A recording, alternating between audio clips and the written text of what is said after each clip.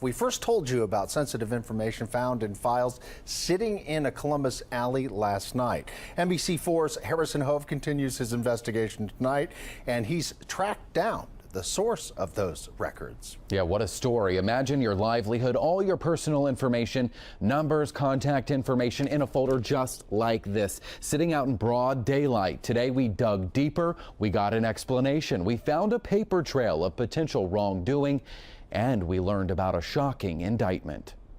This is serious. Documents trashed. I'm really in shock. Boxes full of personnel files left here. That's me. That's my social security card. That driver's license. That's me.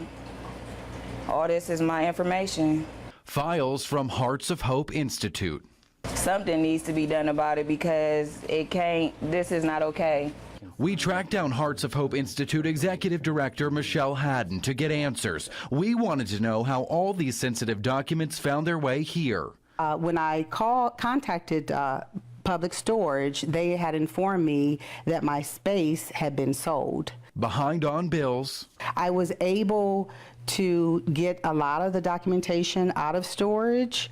However, there were some items left.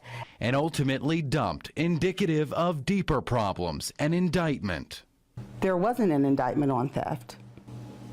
According to the Ohio Attorney General's office. There was an indictment on theft. And an arraignment.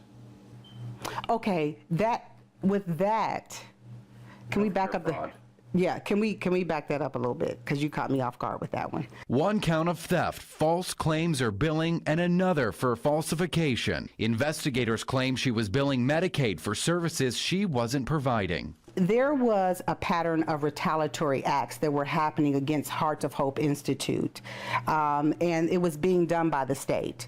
And this whole thing with the theft and falsification was a piece of that. That was like the ending thing to kind of seal the coffin. Tonight, Michelle maintains her innocence and will fight these charges. She told me paperwork errors and omissions are common in this industry. Haddon feels she's being unjustly singled out by the state. Her trial is set for July 9th.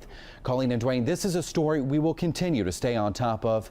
Harrison Hove, NBC4. Harrison Hove is in Greene County tonight, where he surveyed the damage with one of the people who had to be rescued from that house. Harrison? Colleen, good evening tonight. We've got teacups and some sugar sitting beside in a kitchen without a roof here in Cedarville. A light fixture hanging just 4 feet off the ground. The damage inside, the damage outside. Friends and family are racing to save any items left unharmed in this Cedarville home. Metal twisted around tree limbs, an old grain bin laying in a field. So the reality's going to hit when I get down there with my camera. Start looking around and taking pictures.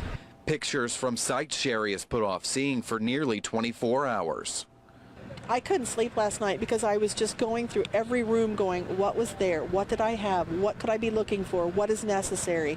This photographer and designer has instead helped sort through the destruction up the road on her family's farm.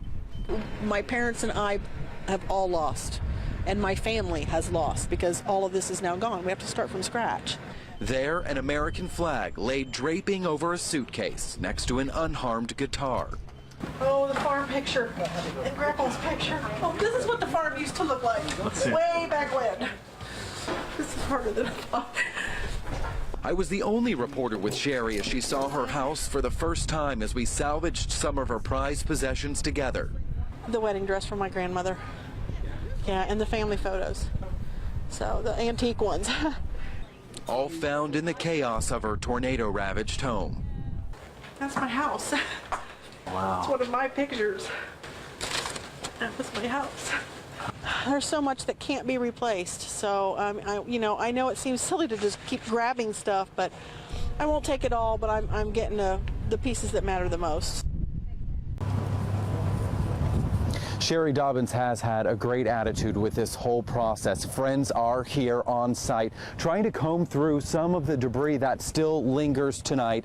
They are pulling salvageable things and putting them in trailers, trying to keep them out of any light rain that might be existing in the area. Of course, we'll have more on this story coming up tonight at 5:30. For now, we are live in Cedarville. That's in Greene County. Harrison Hove, NBC4. Tonight, NBC4 investigates uncovering ethical questions involving the director of that Office of Compliance. NBC4's Harrison Hove joins us with tonight's special report. Harrison? Kevin, these documents show an investigation into the Office of Compliance and Integrity at OSU, into their culture, as well as allegations of gender discrimination. Now, those allegations were not substantiated, but during that investigation, multiple employees in the compliance office said their boss, OSU Vice President Gates Garrity Rokas, used employees, interns, and taxpayer-funded items for his own personal gain.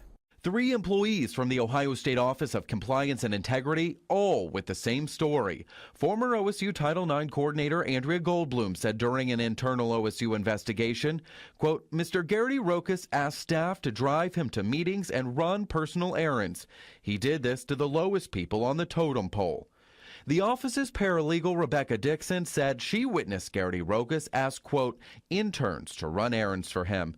And the Office of Compliance's Director of Public Records and former Ohio Assistant Attorney General herself, Lauren Lubeau, said, quote, Garrity Rokas was asking subordinates to run errands for him and drive him to meetings. Lubeau confronted Garrity Rokas, calling such practices inappropriate before Garrity Rokas stopped the practice.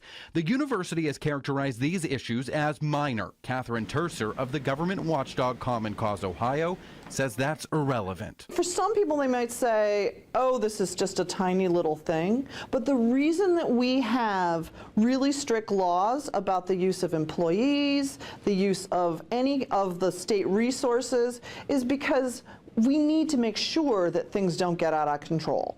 Misuse of university facilities such as vehicles and assigning an employee non-related employment tasks is a violation, according to OSU's own policy.